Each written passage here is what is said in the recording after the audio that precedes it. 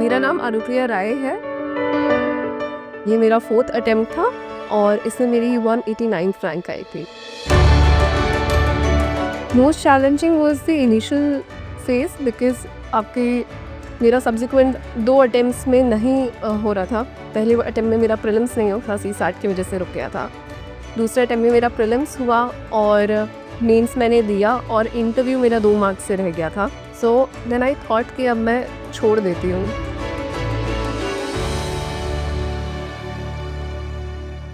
पहले मैं भी इस ट्रैप में पड़ी थी कि अच्छा बिल्कुल कट ऑफ कर देना है। शुरू में प्रिपरेशन में मैंने इतना कट ऑफ कर लिया कि मैं अपने फ्रेंड्स को बस ईमेल लिख रही थी आज के ज़माने में।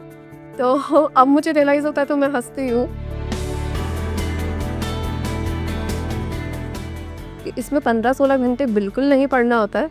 आप 7 से 8 आवर्स अगर डेडिकेटेडली रोज़ पढ़ रहे हैं तो आपका सिलेक्शन बिल्कुल होगा। Revision is very important in this exam. अगर बहुत ज़्यादा सोर्सेज बना लिए तो आपको बाद में बहुत ज़्यादा परेशानी फेस करनी पड़ती है।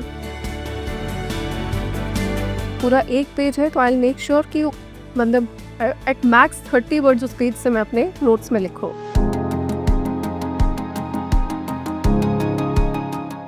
प्लीज़ डर के मत तैयारी करिए। आप जब तक अपने मन से डर नहीं हटाएंगे, चाहे वो UPSC का डर हो, चाहे ये डर हो कि मैंने कोचिंग नहीं करी है, चाहे ये डर हो कि मैं किसी बड़ी जगह से नहीं आता हूँ, प्लीज़ ये लाइफ एंड डेथ का इशू मत बनाइए। ये एक प्रोफेशनल चीज़ है। आप अपने किसी चीज़ के लिए ट्राई कर रहे हैं। इससे पहले भी आप क्लास के एग्ज़ाम देते थे। शुरू बचपन से हम एग्ज़ाम ही तो दे रहे हैं। कौन ऐसा है जिसने एग्ज़ाम नहीं दिया है?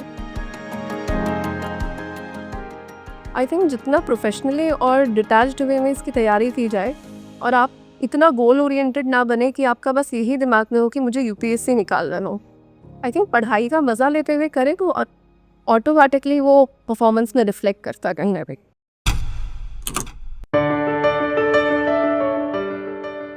मेरा नाम अनुप्रिया राय है। मैं लोहाघाट उत्तराखंड से हूँ और मैं ऑलमोस्ट 2019 से पोस्ट जैसे ही मेरा ग्रेजुएशन ख़त्म हुआ तब से मैं प्रिपरेशन कर रही थी और ये मेरा 4th अटेम्प्ट था और इसमें मेरी 189 रैंक आई थी। और इससे पहले मैं इसमें 2023 अटेम्प्ट में मेरा as a Indian postal service officer selection हुआ था और उससे पहले मैं हरियाणा में ब्लॉक डेवलपमेंट ऑफिसर रही। Most challenging was the initial phase because मेरा सब्सिक्वेंट 2 अटेम्प्ट्स में नहीं हो रहा था।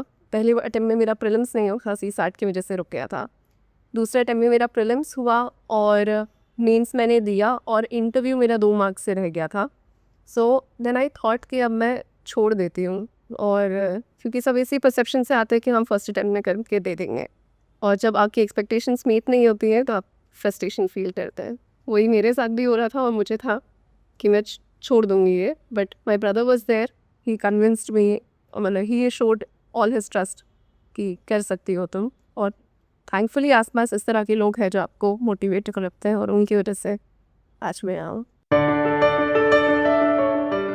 फुल फ्लेज्ड मैंने ग्रेजुएशन की बात से ही शुरू की और ग्रेजुएशन में मैं देख रही थी कि कैसे करना होता है, कि और लोग क्या कर रहे हैं। अच्छा, एक बेसिक आइडिया कि NCERTs पढ़ते हैं, बुक लिस्ट क्या होती है, और मैं कोचिंग सेंटर्स वगैरह विज़िट करती थी देखने के लिए कि कहाँ कैसा पढ़ा रहे हैं। तो ग्रेजुअली मैंने सेल्फ स्टडी को चूज़ किया और मैं घर जाके मैंने 2019 में ग्रेजुएशन कंप्लीट होने के बाद प्रिपरेशन शुरू करी। मैं खुद एक बहुत ही छोटे से इलाके से बिलोंग करती हूँ। छोटा भी नहीं, डिस्ट्रिक्ट है, बट बहुत ज़्यादा वेल नोन नहीं है और limited number of education institute. और हमारे दिमाग में ये परसेप्शन था कि ये शायद जो मीडिया में कह रहे हैं वो बिल्कुल सही है। हर कोचिंग इंस्टीट्यूट से सारे बच्चे टॉपर्स निकले हुए हैं। तो मैं एक कोचिंग इंस्टीट्यूट विज़िट कर दी थी पूरे 3 साल में, थिंकिंग दैट प्रॉब्ली यहाँ से वो टॉपर पढ़े हैं अपनी ग्रेजुएशन के समय और यहाँ से पढ़े। और मैं उनके बाहर वेट करती थी कि कुछ स्टूडेंट से मेरा यहाँ के स्टूडेंट से इंटरेक्शन हो जाए, एटलीस्ट उससे बात कर ले एंड मुझे बता दे कि यहाँ कैसा पढ़ाते हैं, ये यहीं से वो टॉपर थे क्या। और 3 साल मैंने ये सब कुछ किया and then I gradually realise और मुझे मतलब एक रेवलेशन हुआ कि अच्छा ऐसा कुछ नहीं होता कि सेल्फ अगर प्रिपेयर आप डिसिप्लिन से करेंगे तो अच्छे से आपका सिलेक्शन होने के पूरे चांसेस है। और हर टॉपर हर कोचिंग इंस्टीट्यूट से नहीं पढ़ा होता है, कई बार थोड़ा इंडोर स्मूथ भी हो जाता है। पहले तो मैं इसको बहुत ही एम्फेथेटिकली काउंटर करना चाहूँगी कि ये 15-16 घंटे का जो परसेप्शन है, प्लीज़ इसको मतलब ऐसा मत समझिए कि ये बहुत ही कुछ अनडूएबल सी चीज़ है। इसमें 15-16 घंटे बिल्कुल नहीं पढ़ना होता है। आप 7 से 8 आवर्स अगर डेडिकेटेडली रोज़ पढ़ रहे हैं तो आपका सिलेक्शन बिल्कुल होगा। अगर आप सीरियसली पढ़ रहे हैं, सब कुछ आप देखते हुए, प्रीवियस ईयर पेपर्स देखते हुए पढ़ रहे हैं, सिलेबस देखते हुए पढ़ रहे हैं, तो ऐसी कोई फोर्स नहीं है जो आप पे सिलेक्शन ना हो गए। दूसरी बात मेरी रूटीन की रही, तो routine ma'am, I am a early morning person, तो मैं सुबह जल्दी उठती थी 5 बजे। और मेरा अभी भी मेरे उसमें हमेशा रहता है कि मैं एक्सरसाइज या कुछ ऐसा मेडिटेशन कुछ कर लूँ जिससे एटलीस्ट मेरा माइंड ठीक रहे।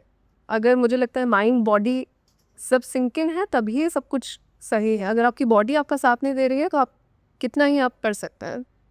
तो मैं डेली एक्सरसाइज करती थी और उसके बाद then I would start with my normal studies. उसमें भी 3-3 घंटे के स्लॉट्स बना के पढ़ती थी और फिर उसके बाद सफिशिएंट ब्रेक लेती थी। हम मेरे बहुत अच्छे फ्रेंड्स थे, हम लोग टेबल टेनिस खेलते थे। मैं जामिया आरसीए में तैयारी करी मैंने मेंस की, और हम लोग टेबल टेनिस खेलते थे, ग्रुप डिस्कशंस करते थे। उससे बहुत बेनिफिट भी होता था।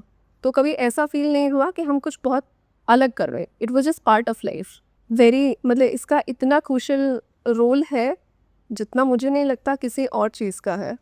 तो को लगता है कि हम पढ़ते जाएं और वही 16 घंटे बैठ जाए। कुछ लोग इसको बिल्कुल बोस्ट करते हैं कि मैंने तो आज 15 घंटे लगातार बैठ के पढ़ दिया। आई डोंट थिंक वो प्रोडक्टिव कहीं से कहीं तक है। अगर आपको एक पॉइंट ऐसा आता है पढ़ते पढ़ते जो आपको समझ आना बंद हो जाता है, it means you need break and you need थोड़ा लंबा ब्रेक। आप 1 घंटे का ब्रेक लीजिए। आप 3 घंटे कर चुके हैं, यू डिज़र्व 1 घंटे का ब्रेक। चाहे आप उसमें लंच कर रहे हैं, अपने दोस्तों के साथ बातचीत कर रहे हो या कुछ स्पोर्ट खेल रहे हो, तो breaks are very important to make your mind and body productive. जहाँ तक मेरे सोर्सेज की बात है, मैंने जो normal book list, basic book list होती है कि पॉलिटी के लिए लक्ष्मीकांत करते हैं या एनवायरनमेंट के लिए शंकर IAS, और इसके लिए NCERTs फॉर जोग्राफी, हिस्ट्री के लिए तमिलनाडु NCERT, जो बहुत ही बेसिक बुक लिस्ट है उसी को फॉलो किया। और इंटरनेट का मैंने बहुत ज़्यादा यूज़ किया बिकॉज़ मैं उधर से भी प्रिपेयर कर रही थी, और RCA में भी हम लोग अब जब प्रिपेयर करते हैं तो हम अपना लाइब्रेरीज़ में, वहाँ 24/7 लाइब्रेरीज़ हैं जहाँ आप यूज़ कर सकते हैं, तो वहाँ बैठ के हम लोग अपना प्रिपेयर करते थे। तो मतलब बहुत ही basic book list prepared with internet से, आपको जो बहुत लिमिटेड, इतना भी नहीं कि आपको बहुत डीप चला जाना है, आपको इतना समझना है कि आंसर आपको 250 वर्ड में देना, 250 वर्ड्स। तो 250 वर्ड्स में आप कितना लिख सकते हैं, कितना आप कंटेंट डाल सकते हैं, उसी हिसाब से पढ़ना है। Because revision is very important in this exam. अगर बहुत ज़्यादा सोर्सेज बना लिए तो आपको बाद में बहुत ज़्यादा परेशानी खुद को फेस करनी पड़ती है। तो मैंने हर चीज़ के नोट्स बना के रखे हुए थे, और मैं ऐसी हूँ कि मैं बुक्स बार बार नहीं पढ़ सकती हूँ, तो मेरे पास हर चीज़ के नोट्स होते हैं, और चाहे वो प्रीलिम्स हो चाहे मेंस हो, और उसी से मैं तैयारी करती थी। हाउ कैन आई, मतलब उसको मैं कितने कंडेंस और छोटे से छोटे नोट्स उसके बना सकूं। तो मैं हर चीज़ के बहुत शॉर्ट, अगर पूरा 1 पेज है तो आई मेक श्योर कि मतलब एट मैक्स 30 वर्ड्स उस पेज से मैं अपने नोट्स में लिखूँ। और उसमें मैंने बहुत क्रिस्प, जैसे मेरे पास क्वालिटी जो लक्ष्मीकांत है वो काफ़ी थिक बुक है, पर मैंने उसके 70 पेजेस में नोट्स बनाए हुए हैं जिसमें आपको एक एक चीज़ मिलेगी। तो वही सबको अपने लिए डिज़ाइन करना है। कुछ लोग बुक से पढ़ सकते होंगे और वो रिवाइज कर सकते हैं, कुछ लोग हाईलाइट करके पढ़ते हैं, वो उनकी अपनी स्ट्रैटेजी है। फॉर मी इट वाज कि मैं कितने क्रिस्प नोट्स बना सकूं और उन क्रिस्प नोट्स को बार बार रिवाइज कर सकूं। Books is not something I can read again and again. So during the preparation, जब तक प्रीलिम्स और मेंस चल रहा, तब तक केवल एक न्यूज़पेपर इज़ सफिशेंट। और ज़्यादातर एस्पिरेंट्स या तो द हिंदू पढ़ते हैं या फिर द इंडियन एक्सप्रेस पढ़ते हैं, और इन दोनों में से कोई भी newspaper, they are both equally good. जहाँ तक रही किस तरीके से पढ़ना है, तो सिलेबस, UPSC का सिलेबस पकड़िए, आपको शुरू में आपको ये आप मैच करिए कि कैसे आपका जो आप न्यूज़ पढ़ रहे हैं वेदर वो सिलेबस से मैच करती है या नहीं करती है। अगर सिलेबस से मैच करती है it means it is important. अगर सेपरेशन ऑफ पावर कोई टॉपिक है और आपको जुडिशरी और आपको एग्जीक्यूटिव का कोई कॉन्फ्लिक्ट दिख रहा तो मतलब आपके सिलेबस के लिए इम्पॉर्टेंट है। इसको या तो आप एग्जाम्पल के तौर पे रख लें या फिर आप इसको एक इस पे आप इंट्रोडक्शन लिख सकते हैं विंस पे। तो इस तरीके से न्यूज़पेपर पढ़ना है और 1 घंटा is more than sufficient to read newspaper. बहुत ज़्यादा टाइम नहीं लगाना, but it is the story of every aspirant कि जब आप शुरू करते हैं तो आप पूरा पूरा दिन न्यूज़पेपर पढ़ रहे होते हैं। ग्रेजुअली आपको सबको आदत हो जाती है और 1 घंटे में पढ़ भी पाते हैं। Answer writing is the most important thing for mains, क्योंकि मेंस के ही मार्क्स आपको रैंक दिलाते हैं और अगर आपको रैंक चाहिए तो answer writing is non negotiable, करनी ही करनी है। और लेकिन ये नहीं करना है कि फर्स्ट डे से आंसर राइटिंग करने बैठ रहे हैं, नहीं कर सकते हैं, है ना, क्योंकि बहुत बेसिक नॉलेज होती है। सब लोग बिल्कुल एज अ फ्रेश कैंडिडेट शुरू करते हैं, तो 1 2 3 महीने का विंडो होता है जिसमें आप सीख रहे हैं कि किस तरीके से सिलेबस, क्या सिलेबस है, क्या पढ़ना है, बेसिक बुक्स क्या हैं।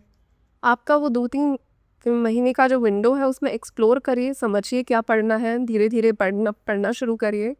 नेक्स्ट 3 मंथ्स उसको ग्रास्प करिए और उसके बाद से regularly, even if you are writing एक answer every day, but do write answer, और तब तक लिखिए जब तक आपका फाइनल सिलेक्शन ना हो जाए।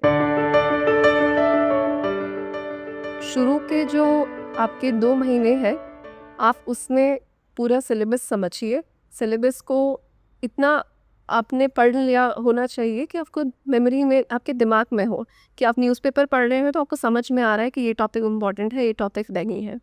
तो सिलेबस बहुत अच्छे से, प्रीवियस ईयर क्वेश्चन पेपर्स आपने इस 2 महीने में अच्छे से देखना है कि जिस आप बैटल में एंटर हो रहे हैं उस बैटल की क्या, उस पहले क्या उसके प्रेसिडेंट्स रहे हैं। आपको प्रीवियस ईयर पेपर्स देखने हैं। बेसिक बुक्स जो प्रीलिम्स की और मेंस की वो होती हैं उनको आपको एक बार देख लेना है क्या है, और कुछ जो बेसिक एनसीईआरटीज़ हैं उनसे शुरुआत करनी है। आपको नेक्स्ट जो आपके पास 4 मंथ्स है उसमें आप प्री और मेंस की कंबाइंड तरीके से तैयारी करेंगे। प्री की सारी बेसिक बुक्स कवर करेंगे और जो मेंस का सिलेबस है उसमें जितने बहुत ही कॉम्प्रिहेंसिव सिलेबस है, जितने भी टॉपिक्स दिए हुए हैं उन सब टॉपिक्स पे कुछ कुछ कंटेंट अपने या तो ऑनलाइन या ऑफलाइन आप प्रिपेयर कर लेंगे और इतना ही कंटेंट तैयार करेंगे जितना आप वहाँ पे आउटपुट दे पाए। तो और बहुत ज़्यादा किसी भी टॉपिक में बहुत डीपली नहीं जाना है। और जैसे जैसे आप न्यूज़पेपर रीडिंग करेंगे, जैसे जैसे आप करंट अफेयर्स कवर करेंगे, आपको बहुत से अच्छी केस स्टडीज़ एग्जाम्पल्स मिलेंगे। तो keep on adding those two your notes कि आपने बहुत पुराना कोई केस स्टडी पढ़ी हुई है कि कैसे मान लीजिए हरियाणा में स्टबल बर्निंग डील हो रही है, या कोई भी कहाँ पे रालेगांव सिद्धि में वाटर कंजर्वेशन हो रहा है। तो keep on collecting those example, और जहाँ भी आंसर में आपको मौका मिले put those examples. Means for examples और real life example makes a substantial difference आपके आंसर को बुकिश आंसर से अलग दिखाने के लिए। मैं बिल्कुल सभी एस्पिरेंट से बहुत कहना चाहूँगी कि प्लीज़ इसको, ये लाइफ एंड डेथ का इशू मत बनाइए। ये एक प्रोफेशनल चीज़ है। आप अपने किसी चीज़ के लिए ट्राई कर रहे हैं, इससे पहले भी आप क्लास के एग्ज़ाम देते थे। शुरू से बचपन से हम एग्ज़ाम ही तो दे रहे हैं। कौन ऐसा है जिसने एग्ज़ाम नहीं दिया है? So it is just another exam.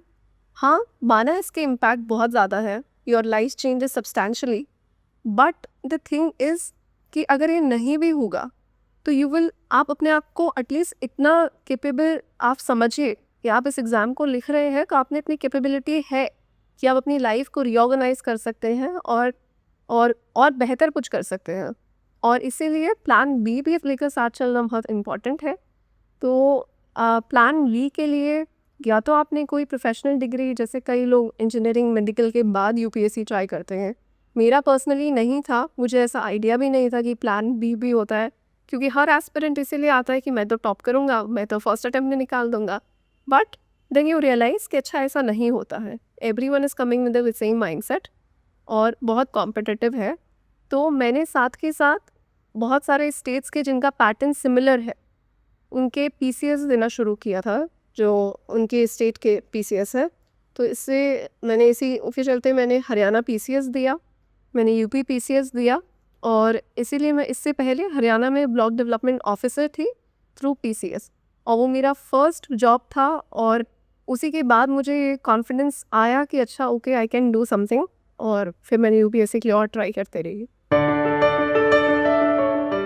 Job के साथ प्रिपेयर करना it is very challenging, I would, मतलब इसमें कोई डाउट नहीं है, but this exam is all about taking challenges.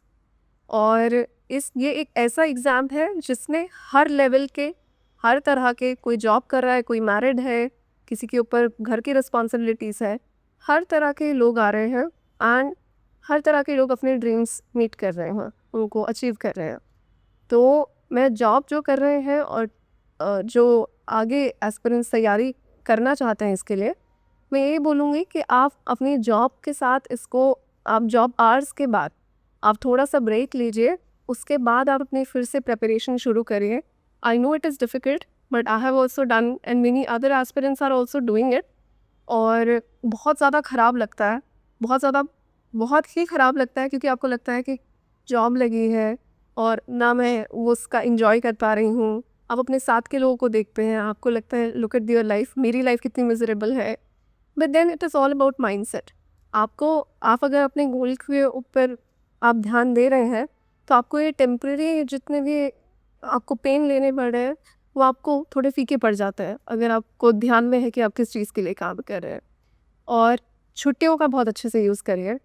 Weekends अगर आपके फ्री हैं, make sure that you are making full use of those weekends. और एग्ज़ाम देते हुए छुट्टी अगर आप ले सकते हैं, तो उससे बेहतर कुछ नहीं। मेंटली तो इसमें I think so UPSC is all about mental strength, क्योंकि मेहनत बहुत ज़्यादा रिक्वायर्ड है उसके लिए। मेंटल स्ट्रेंथ और इमोशनल स्ट्रेंथ दोनों ही बहुत ज़्यादा इम्पॉर्टेंट है। इसके लिए सबसे पहले मैं ये बोलूँगी कि आप अपनी लाइफ में बैलेंस रखिए। बिल्कुल अपने आप को ऐसा मत करिए कि झोंक देना है, आप किसी से कोई सोशल आपकी कॉन्टैक्ट्स नहीं है, कोई दोस्त नहीं है, हाँ, कोई आप फिज़िकल एक्टिविटी नहीं कर रहे हैं, कोई एक्सरसाइज नहीं। Please make it part of your life कि जो रूटीन में हर चीज़ है, एक ये भी चीज़ है। इसको अपना रूटीन समझिए, और रूटीन में ब्रेक लिया जा सकता है, इसमें भी ब्रेक लिया जा सकता है। और आपको ऐसा लग रहा है कि अच्छा बहुत हो गया, वाकई हो गया, तो प्लीज़ ब्रेक लीजिए, कहीं घूमने जाइए, दोस्तों से मिलिए। आपकी अगर फैमिली सपोर्ट करे, जैसे मेरी फैमिली थ्रू आउट बहुत ज़्यादा सपोर्ट किया है, मेरे पेरेंट्स ने, मेरे भाई ने। और मतलब मेरे कुछ ऐसे फ्रेंड्स हैं जिन्होंने, मतलब मैं तो जिस अटेम्प्ट में निकली हूँ, मेरा उसमें मैं दे ही नहीं रही थी वो अटेम्प्ट। तो my friends, my brother, my family, they pushed me कि अच्छा बस दे आओ। बहुत ज़्यादा थ्रू उस प्रीलिम से जस्ट पहले ये चल रहा था, दूँ कि नहीं दूँ, मुझे लगा था कोई स्टेट पीछे सिक्योर करती हो, उसके बाद कोशिश करूँगी यूपीएससी में वापस। बट इन सब लोगों की वजह से मैंने वो अटेम्प्ट दिया, एंड थैंकफुली मेरा उसमें सिलेक्शन हो गया। तो अगर आपके आसपास पॉजिटिव लोगों को रखिए, अपनी फैमिली अगर आपको सपोर्ट कर रही है, तो बहुत आप लकी है, और उस लकीनेस को मेंटेन करिए, अच्छे रिलेशंस रखिए लोगों के साथ। मैं बताना चाहूँगी आसपास, मैं पहले भी मैंने बोला सोशल रिलेशंस बहुत इंपॉर्टेंट है। हाँ, आपको थोड़ा सा रेस्ट्रेंट मेंटेन करके रखना पड़ता है। आप नॉर्मल लोगों की तरह हर शादी, हर बर्थडे पार्टी वहाँ नहीं जा सकते हैं, आपके टाइम कंस्ट्रेंट्स है। बट इतना बिल्कुल अपने आप को कट ऑफ मत करिए दुनिया से, क्योंकि मतलब human is on a social animal. हम लोग जब तक बातचीत नहीं करेंगे, हम अपनी नॉर्मल लाइफ नहीं जी सकते हैं। और तो मेरे फ्रेंड्स थे, मेरी फैमिली थी, मैं सबके साथ बात करती थी। पहले मैं भी इस ट्रैप में पड़ी थी कि अच्छा बिल्कुल कट ऑफ कर देना है। शुरू में प्रिपरेशन में मैंने इतना कट ऑफ कर लिया कि मैं अपने फ्रेंड्स को बस ईमेल लिख रही थी आज के ज़माने में। तो अब मुझे रियलाइज़ होता है, तो मैं हंसती हूँ। हाँ, और मुझे लगता था मैं म्यूज़िक सुन सकती हूँ या नहीं, डिस्ट्रैक्शन तो नहीं हो जाएगा, ये भी डिस्ट्रैक्शन है क्या। मतलब प्लीज़ नॉर्मल लाइफ जिए, आप म्यूज़िक सुनिए, कुछ भी करिए अपने ब्रेक में, बट एक बैलेंस बना के रखिए। फ़ोन यूज़ करना है, फ़ोन यूज़ करिए, क्यों नहीं कर सकते हैं अपना ब्रेक, पर आपको पता होना चाहिए आपको कब तक यूज़ करना है।